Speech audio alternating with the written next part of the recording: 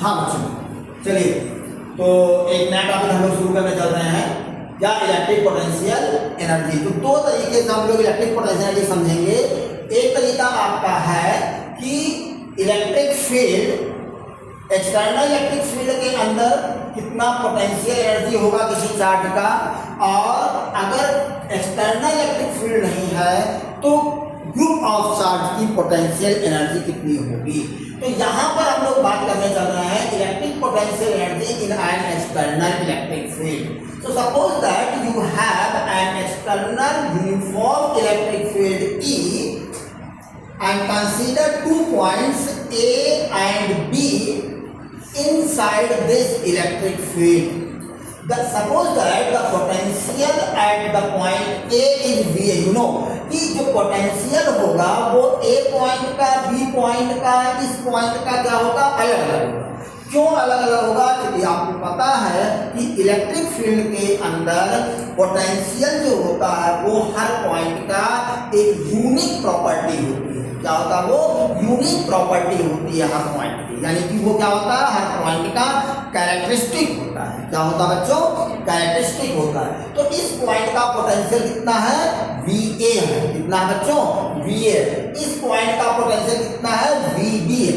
Potential को आपने define किया हो, कैसे डिफाइन करते हो? Work done in bringing unit charge from infinity to any point inside electric field is called electric potential at that point. अब मैंने कहा कि अगर किसी चार्ज को हम इंफिनिटी से इस पॉइंट तक लेके आ रहे हैं तो कितना वर्क होगा? वो वर्क होगा इस फार्मूले से V इक्वल टू क्या होगा? W/Q। तो W इक्वल टू क्या होगा? V into W equal to कितना होगा बेटा? V इंटू Q के। W इक्वल टू कितना होगा बेटा? V इंटू Q के। बात समझ आ रही है? तो यहां हमने कहा कि पोटेंशियल कितना है? पोटेंशियल यहां पर VA है। किस चार्ज को लेके आ रहे हो? Q1 चार्ज को ले आ रहे हो। कहां से आ रहे हो बेटा? इनफाइनाइट से। तो मैंने कहा वर्डन कितना होगा? Work done is equal to VA into Q1। VA into Q1। और ये जो वर्डन होगा that will be stored in the form of potential energy in this charge. यही जो वर्डन होगा वो इस चार्ज के अंदर पोटेंशियल एनर्जी के फॉर्म में क्या हो जाएगा? स्टोर हो जाएगा। कितनी पोटेंशियल एनर्जी इसके पास हो गई? UA equal to VA into Q1। VA into Q1। तो डिफिनीशन क्या बनेगी पोटेंशियल एनर्जी की किसी चार्ज की inside electric field? Work done in bringing a charge, unit नहीं कहिएगा, work done in bringing a charge from infinity to any point inside the electric field is called electric potential energy of that charge। उस charge की potential energy होगी, यानी कि जो energy आती है वो किसके अंदर आएगी? किसी चार्ज के अंदर आएगी। ठीक वैसे जैसे ग्रेविटेशन में हम ग्रेविटेशनल पोटेंशियल एनर्जी की बात करते हैं तो एनर्जी किसके अंदर आती है? किसी ऑब्जेक्ट के अंदर आती है। किसके अंदर आती है? किसी ऑब्जेक्ट के अंदर आती है, किसी मटेरियल बॉडी के अंदर। ऐसे ही इलेक्ट्रिक फील्ड के अंदर जो पोटेंशियल एनर्जी होगी वो किसके अंदर होगी? किसी चार्ज के अंदर होगी। और किस चार्ज के अंदर हो? जिसको आप इंफिनिटी से उस फील्ड में लाते हो। बात समझ? ठीक ऐसे ही अगर मैं कहूँ कि Q2 चार्ज को आप लेके आ रहे हो इंफिनिटी इस पॉइंट पे तो कितनी एनर्जी हो जाएगी इस चार्ज के पास? वो एनर्जी हो जाएगी VB इंटू Q। हो जाएगी VB इंटू Q। तो ये तो पोटेंशियल एनर्जी आपका हो गया जब किसी इलेक्ट्रिक फील्ड के अंदर किसी चार्ज को आप लेके आ रहे हो। अब यहाँ पर दूसरा तरीका ये है, हमें पोटेंशियल एनर्जी निकालना है ग्रुप ऑफ चार्ज का। किसकी एनर्जी निकालनी है? Group of charge. तो ग्रुप ऑफ चार्ज हो गए तो सपोज कर लो पहले हम बात करते हैं ग्रुप ऑफ चार्ज में टू सिस्टम ऑफ चार्ज की बात करते हैं। किसकी बात करने चल रहे हैं बच्चों? टू सिस्टम ऑफ चार्ज की बात कर रहे हैं। टू सिस्टम ऑफ चार्ज की बात कर रहा हूं। Two system of charge. Two system of charge यानी टू चार्जेस को आपको रखना है एक डेफिनिट, एक फाइनाइट डिस्टेंस पर। दो चार्जेस कैसे रखना है? फाइनाइट डिस्टेंस पे रखना है। तो क्या करोगे बच्चों? तो उसके लिए सेपरेटली आप पहले Q1 चार्ज को ले आओ, स्पेस में किसी पॉइंट पर रखो, फिर Q2 चार्ज को लाके रखो और देखो कि उनके पास कितनी एनर्जी है। वो कैसे निकालोगे? तो क्या करना है, पहले Q1 चार्ज को आप ले आए कहां पर, A पॉइंट पर। कहां पर? A point. कहां से लेके आ रहे हो बेटा? क्या कुछ वर्क होगा? तो मैंने कहा वर्क डन 0 के इक्वल अप्रॉक्सीमेटली। क्यों होगा? क्योंकि यहाँ पर कोई फील्ड मौजूद नहीं है। जब फील्ड नहीं होगा तो फोर्स नहीं लगेगा, फोर्स नहीं होगा तो वर्क डन नहीं होगा, वर्क डन नहीं होगा तो एनर्जी नहीं होगी। बात पकड़ में आ रही है? ऐसे ही अगर मैं कहूँ कि एक दूसरा पॉइंट B कंसीडर करूँ near to this charge Q1 at a distance r12, कितने डिस्टेंस है बच्चों? r12 डिस्टेंस पर एक दूसरा पॉइंट क्या है? B point. अब इस B पॉइंट का पोटेंशियल कितना होगा? वो पोटेंशियल किसकी वजह से होगा? इस चार्ज की वजह से। कितना पोटेंशियल होगा? VB = 1/4 pi epsilon naught Q1 upon r1। अब इस पोटेंशियल में एक दूसरे चार्ज Q2 को कहां से लेके आ रहे हो बेटा? इनफाइनाइट से लेके आ रहे हो। कहां से लेके आ रहे हो बच्चों? इनफाइनाइट से। जब इनफाइनाइट से लेके आओगे तो क्या करना पड़ेगा? हमें वर्क करना पड़ेगा। जो भी वर्क होगा वो उस चार्ज के अंदर, किसके अंदर? इस चार्ज के अंदर पोटेंशियल एनर्जी के फॉर्म में स्टोर हो जाएगा। कितनी एनर्जी होगी? वो एनर्जी हो जाएगी, suppose that this is U1 is equal to VB into Q2, VB into Q2। बात समझ आई नहीं? जैसे यहां हमने कहा इस फॉर्मूले से VB into Q2। अब VB किसके इक्वल है? 1/4 pi epsilon naught Q1 Q2 upon R12। This is the potential energy. This is the potential energy at this point of this charge। इस चार्ज की पोटेंशियल हो गई, ये हो गई Q2 चार्ज की पोटेंशियल कितनी हो गई? इतनी हो गई। तो नेट पोटेंशियल एनर्जी कितनी हो जाएगी? नेट पोटेंशियल एनर्जी कितनी हो जाएगी? नेट पोटेंशियल एनर्जी कितनी होगी बेटा? U suppose that this is U is equal to कितना होगा? U is equal to this energy that will be 0 and this, so this will be equal to what? 0 plus U1 that is 1/4 pi epsilon naught Q1 Q2 upon R12। तो U is equal to कितना आ गया बेटा? 1/4 pi epsilon naught Q1 Q2 upon R12। This is the potential energy of two system of charge। तो दो system of charge की potential energy कितनी होती है? 1/4 pi epsilon naught Q1 Q2 upon R12। बात समझ आ रही है कि नहीं आ रही है? बात समझिएगा बहुत ध्यान से। अब गलती बच्चे कहाँ करते हैं फार्मूला अप्लाई करते हैं? देखो ध्यान से अगर देखो तो ये जो फार्मूला है कुछ वैसा ही फार्मूला दिख रहा है जैसा फोर्स का होता है। दो चार्ज के बीच फोर्स का फार्मूला जो होता है लगभग वैसा ही है, बस डिफरेंस क्या है? डिफरेंस यहाँ का, वहाँ पे r² होता है, यहाँ पर क्या होता है r। जनरली बच्चे क्या करते हैं? यहाँ पर r² अप्लाई कर देते हैं और क्या होता है? यहाँ पर स्क्वायर नहीं होगा। क्या होता है? U is equal to 1/4 pi epsilon Q1 Q2 upon R12। This is the potential energy of two system of charge।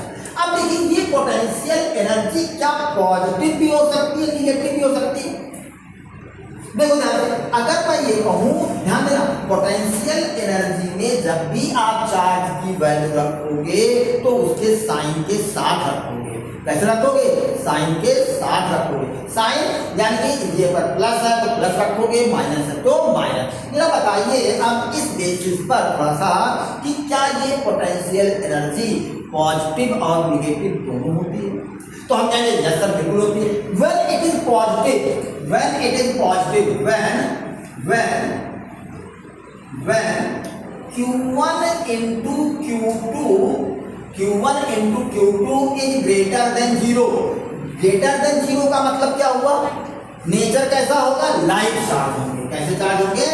Like charge. अगर दोनों कैसे होंगे? Like charge. लाइक का मतलब आइदर बोथ आर पॉजिटिव और both are negative. then this potential energy then U is also greater than 0, यानी कि कैसा होगा? ये पॉजिटिव होगा। but if when Q1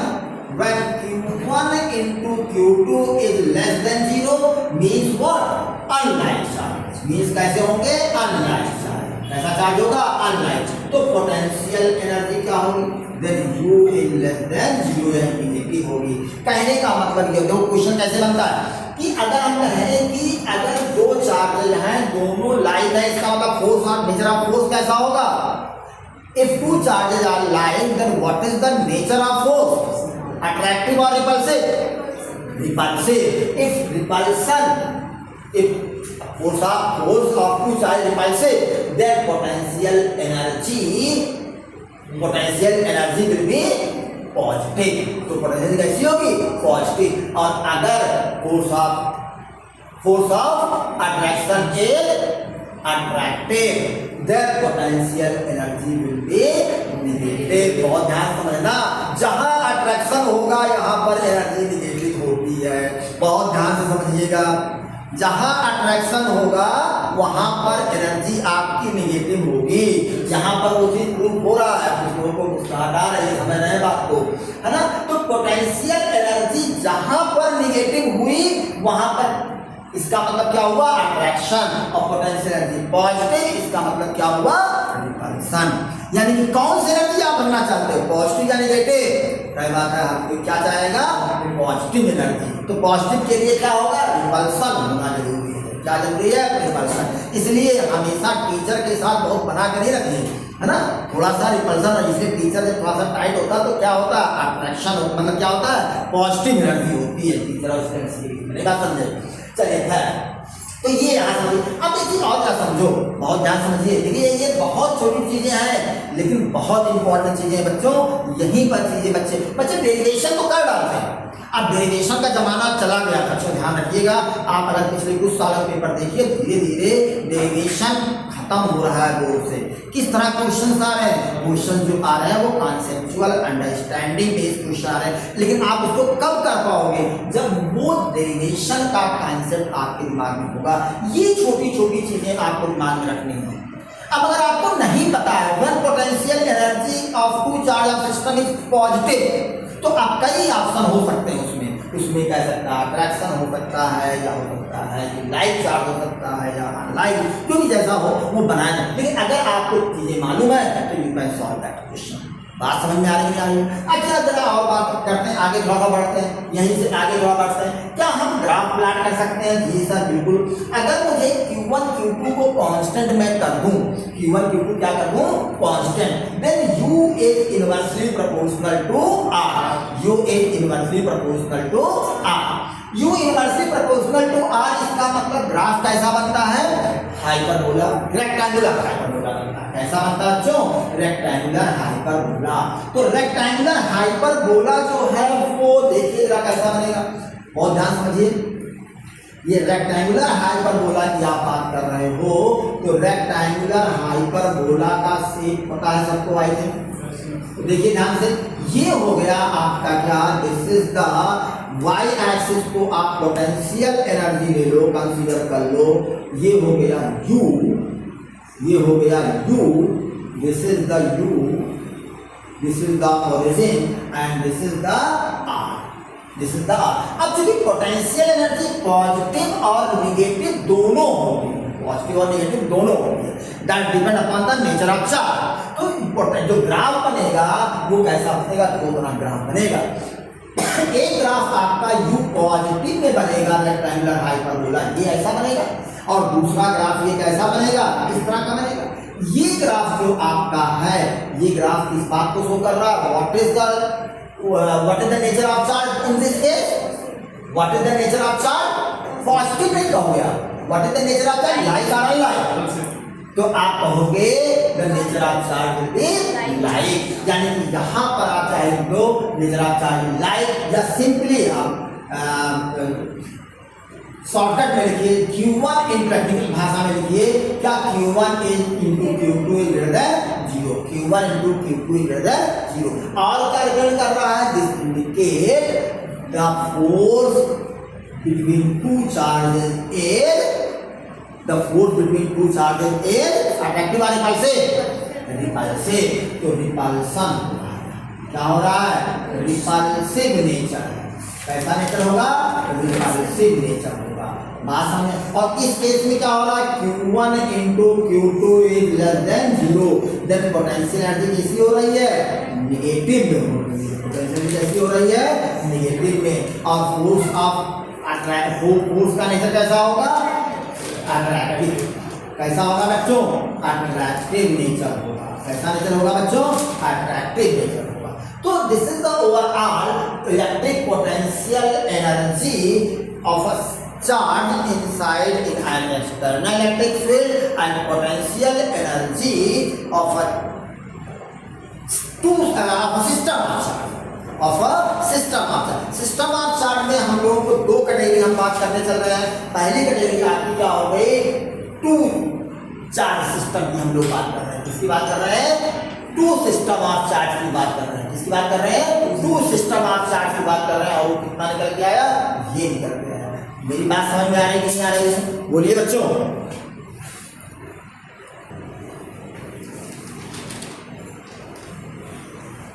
हाँ बच्चों, तो अब ये तो आपको मेरे ख्याल से क्लियर हो गया। अच्छा सोचिए, टू सिस्टम ऑफ चार्ज नहीं चल रहा हूं मैं, फिर से और कुछ चीजें और इसको और कॉम्प्लिकेटेड करते हैं। हम लोगों ने क्या बात की, हमने बात का थोड़ा निकाल करते हैं। हमने पहले एक्सटर्नल इलेक्ट्रिक फील्ड में एक चार्ज की एनर्जी निकाली, फिर हमने कहा कि एक्सटर्नल इलेक्ट्रिक फील्ड नहीं है, तब हमने दो चार्ज की पोटेंशियल एनर्जी निकाल लिया। अब जरा सोचो कि अगर मैंने कहा कि यहीं पर एक एक्सटर्नल इलेक्ट्रिक फील्ड भी मौजूद है, क्या मौजूद है बेटा, एक्सटर्नल इलेक्ट्रिक फील्ड भी मौजूद है। मेरी बात पकड़ में आ रही है बच्चों की नहीं आ रही? अब जरा बताइए, अब इस टू चार्ज ऑफ सिस्टम की एनर्जी कितनी हो जाएगी, इस टू चार्ज ऑफ सिस्टम की एनर्जी कितनी हो जाएगी, क्या यही रहेगी? हम कहेंगे कि नहीं सर, बिल्कुल नहीं रहेगी। तो हमें अब क्या करना है, हमें क्या करना है, हमें पहले वाला कॉन्सेप्ट अप्लाई करना है। तो देखो सबसे पहले हमें क्या करना होगा, पहले हम जब इस चार्ज को लेके आ रहे थे तो पोटेंशियल नहीं था, जिस वजह से एनर्जी कितनी थी, 0। लेकिन अब क्या यहाँ पोटेंशियल 0 होगा, नहीं होगा। तो कितना पोटेंशियल है, सपोज कर लो कि यहाँ पर पोटेंशियल कितना है, यहाँ पोटेंशियल ऑलरेडी पहले से जो मौजूद है वो कितना है, V1 है।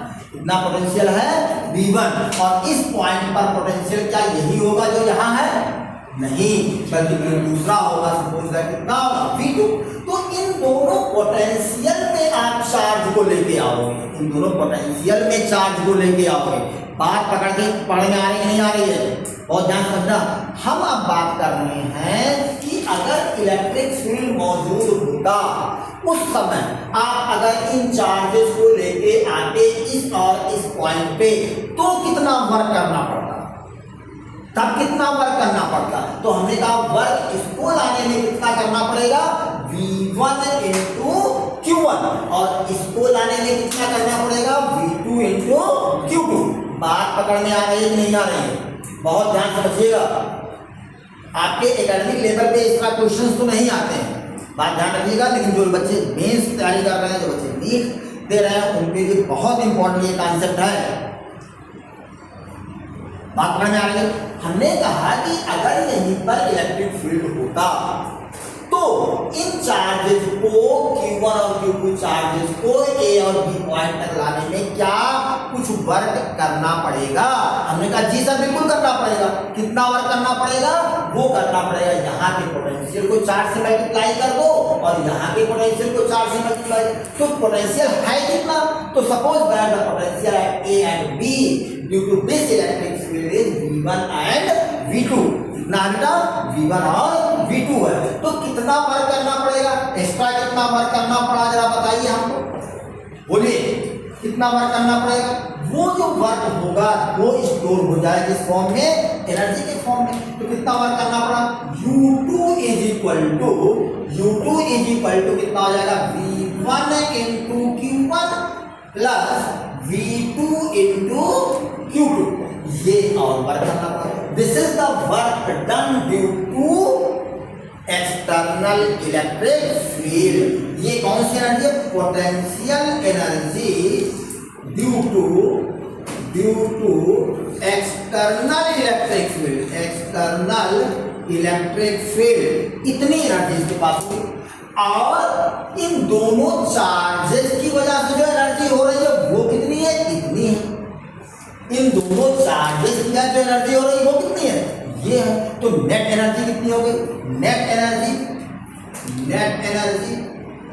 या न्यू एनर्जी कहिए, new electric potential energy, U इसको आप कह दो net, that is electric potential energy due to pair of charge plus electric potential energy due to external electric field. तो कितना हो जाएगा 1/4πε0 Q1 Q2 upon R12 plus V1 into Q1 plus V2 into Q1। ये energy, बात पकड़ में आ रही नहीं आ रही बच्चों, ठीक है ना। तो ये हो गया था potential energy of a pair of charge inside in an electric field। ये एनर्जी, बात पकड़ में आ रही, ओके।